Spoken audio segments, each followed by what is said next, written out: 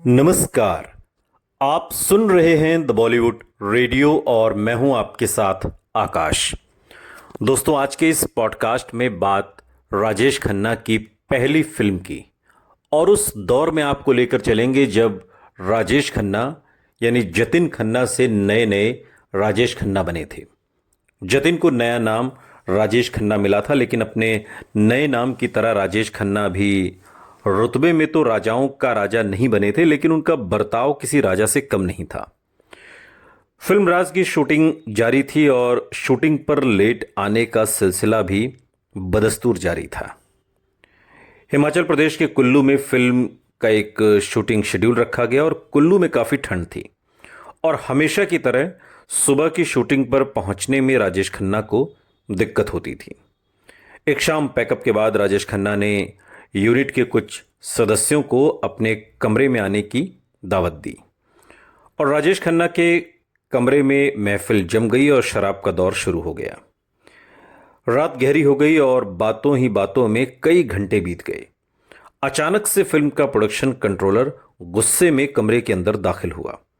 सबके हाथ में शराब का ग्लास देखकर उसका पारा 7वें आसमान पर चढ़ गया और वो चीख कर बोला, क्या आप लोग भूल गए कि आप सबको सुबह शूटिंग पर बहुत जल्दी जाना है? इसके बाद वो राजेश खन्ना की तरफ मुड़ा और गुस्से से बोला, और आप?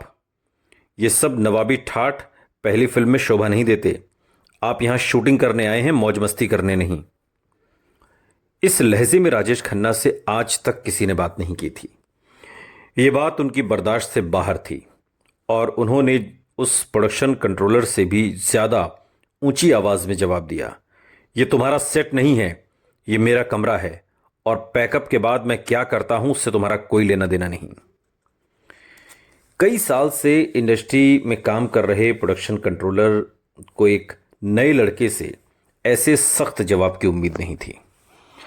यूनिट में उनकी इज्जत थी और ये नया लड़का सबके सामने उनसे जुबान लड़ा रहा था।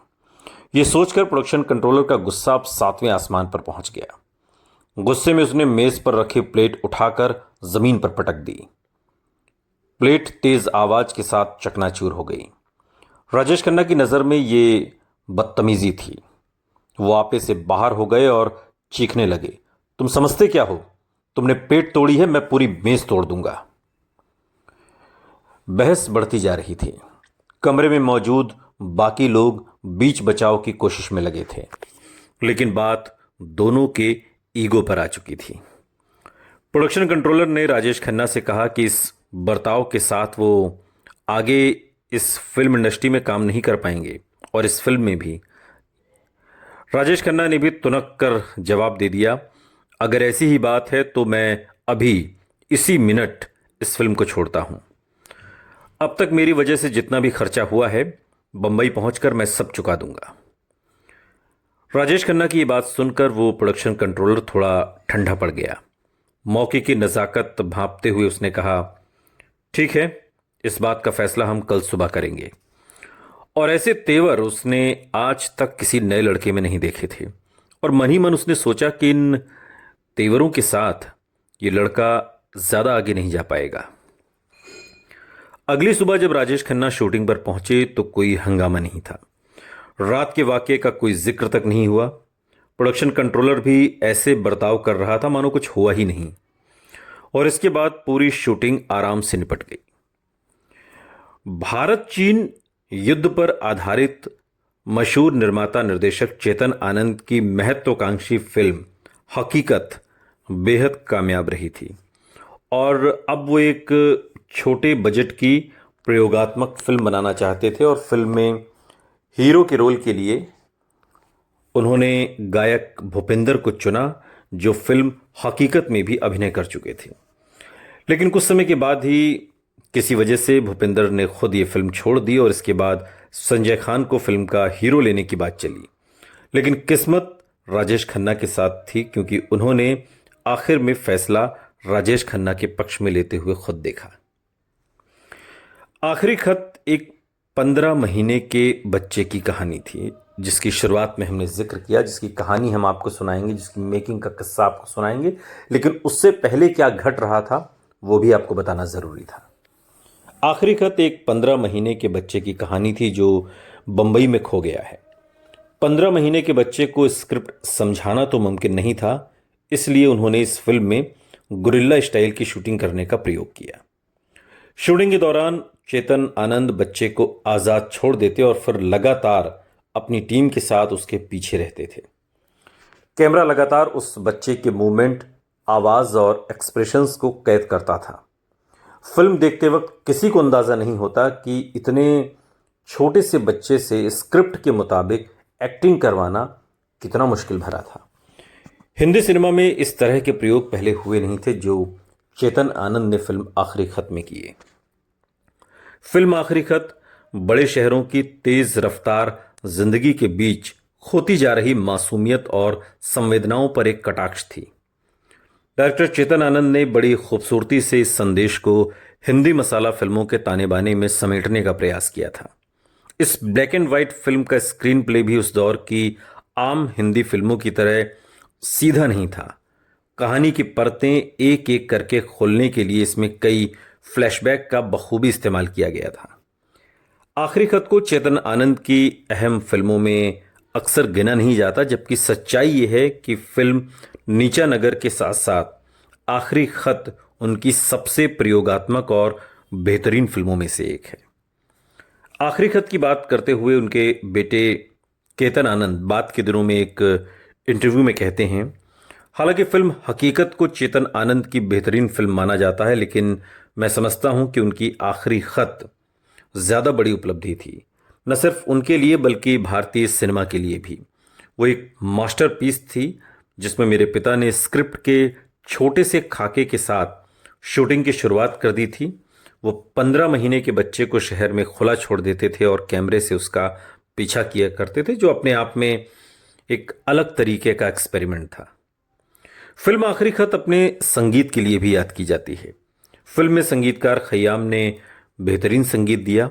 कैफी आजमी के लिखे और कुछ देर ठहर या फिर बहारों मेरा जीवन भी संवारों को आज तक लोग भूले नहीं, और आज भी इस तरह के गीतों को सुना जाता है। इन गीतों को फिल्म के एक बेहद खूबसूरत गीत रुत जवान को गाते हुए पर्दे पर गायक भूपिंदर भी इसमें नजर आएंगे आपको, अगर आपने फिल्म देखी हो। फिल्म में मूर्तिकार गोविंद के किरदार में राजेश खन्ना ने बेहद संवेदनशील अभिनय किया, खासतौर पर लाजो, जिसके किरदार में इंद्राणी मुखर्जी हैं। लाजो की मौत का जो सीन है और पुलिस स्टेशन में हताशा से भरे अपने बच्चे के लिए तड़पने वाले सीन को देखकर यह महसूस नहीं होता कि आखिरी खत राजेश खन्ना की पहली फिल्म है और उन्होंने किसी मंझे हुए अभिनेता की तरह यह रोल निभाया, और पहली ही फिल्म में उनकी इंटेंसिटी की सबने तारीफ की। हालांकि फिल्म का केंद्र 15 महीने का बच्चा और उसके साथ घटती हुई घटनाएं थी, लेकिन बच्चे के साथ साथ 24 साल के राजेश खन्ना की परफॉर्मेंस भी, उसमें भी एक अजीब सी मासूमियत और ईमानदारी नजर आई, और यही मासूमियत आने वाले सालों में उनकी रोमांटिक इमेज की अहम पहचान बनी। खासतौर पर फिल्म के आखिरी सीन में जब वो बच्चे से मिलते हैं, उनके अभिनय को बेहद पसंद किया गया, और पलकें झपकाते हुए गर्दन हिलाकर रोमानी अंदाज में डायलॉग बोलने की जो खास अदा आने वाले कई सालों में उनकी पहचान बनी, उसकी एक छोटी सी झलक भी करियर के पहले रोमांटिक गीत और कुछ देर ठहर में साफ तौर पर नजर आती है, अगर आपने फिल्म देखी हो या ये गाना आपने देखा हो। फिल्म आखिरी खत से राजेश खन्ना को एक फायदा और हुआ, और राजेश खन्ना ने अपने इंटरव्यू में बात के दिनों में बताया भी था कि अभिनेत्री वहीदा रहमान को इस फिल्म में उनका सेंसिटिव परफॉर्मेंस बहुत पसंद आया, और उन्होंने ही फिल्म खामोशी के लिए राजेश खन्ना के नाम की सिफारिश की थी। आखिरी खत उस साल की तरफ से, भारत की तरफ से उस साल एकेडमी अवार्ड्स यानी ऑस्कर अवार्ड्स के में बेस्ट फॉरेन लैंग्वेज कैटेगरी के लिए ऑफिशियल एंट्री थी। ये अलग बात है कि किसी वजह से ये फिल्म समय पर वहां पहुंच ही नहीं पाई। हालांकि राजेश खन्ना की पहली साइन की हुई फिल्म जीपी सिप्पी की राज थी, लेकिन 1966 में रिलीज हुई आखिरी खत राजेश खन्ना की पहली रिलीज फिल्म बनी, और अफसोस की इस सब्जेक्ट पर समीक्षकों की खूब तारीफ बटोरने के बावजूद आखिरी खत फिल्म बॉक्स ऑफिस पर फ्लॉप हो गई, यानी कि दर्शकों ने इस फिल्म को नकार दिया। लेकिन इस फिल्म में जिस तरीके का प्रयोग किया गया था वो अपने आप में बहुत अनूठा था, एक 15 महीने के बच्चे से एक्टिंग कराने का। फिल्म की कहानी कुछ इस तरह से है कि गोविंद, जिसके किरदार में राजेश खन्ना है, एक युवा मूर्तिकार है और कुल्लू के पास छुट्टियां मनाते समय वो लज्जो को देखता है। लज्जो यानी कि इंद्राणी मुखर्जी, और उससे प्यार करने लगता है। इसके बाद वो गांव के एक मंदिर में गुप्त रूप से शादी कर लेते हैं और फिर उसे अपनी शिक्षा को आगे बढ़ाने के लिए शहर जाना पड़ता है। इस बीच लड़की को पता चलता है कि वो प्रेग्नेंट है। ये पता चलने पर उसकी सौतेली माँ उसे 500 रुपये में बेच देती है, जहां उसे बहुत मारा पीटा जाता है। कुछ समय के बाद वो बंटू नाम के एक छोटे से लड़के को जन्म देती है और बाद में लज्जो अपने 1 साल के बेटे को लेकर गोविंद से मिलने बम्बई आती है। वो उसके लिए दरवाजे पर एक पत्र भी छोड़ती है और बच्चे को भी उसके पास छोड़ना चाहती है। हालांकि वो ऐसा करने में असमर्थ है, इसलिए वो बंटू को अपने साथ ले जाती है और वो भटकते रहते हैं और जो कुछ भी उनके रास्ते में आता है वो उसे खाते हैं। लेकिन जल्दी ही वो अपने बेटे को अकेला छोड़कर मर जाती है। बाकी फिल्म शहर में भटकते छोटे बच्चे की कहानी है।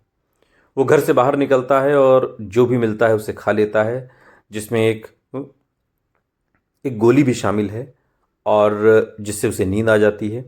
जागने पर वो शहर में और ज़्यादा भटकता है और इस बीच गोविंद को एक पत्र के जरिए सब कुछ पता चल जाता है और उसने अपने पीछे जो पत्र छोड़ा है और आखिरी खत यानी आखिरी पत्र उसे जल्द ही अपनी गलती का एहसास कराता है और वो पुलिस की मदद से अपनी पत्नी और बेटे को खोजने की कोशिश करता है।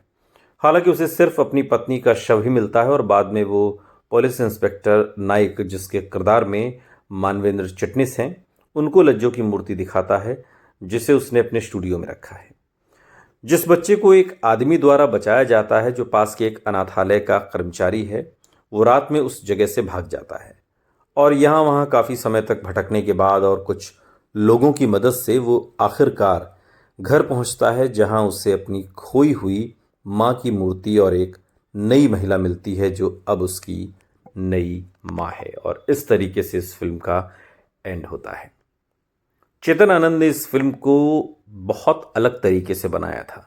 ये फिल्म उस दौर में जिस तरीके से वो दौर था, एक बहुत बड़ा एक्सपेरिमेंटल था ये इस फिल्म का प्रोजेक्ट। लेकिन चेतन आनंद ने किया, हालांकि दर्शकों का प्यार भले नसीब नहीं हुआ, लेकिन क्रिटिक्स ने इस फिल्म को बहुत सराहा और ये फिल्म समय से आगे की फिल्म भी कही गई। सुनते रहिए द बॉलीवुड रेडियो, सुनता है सारा इंडिया।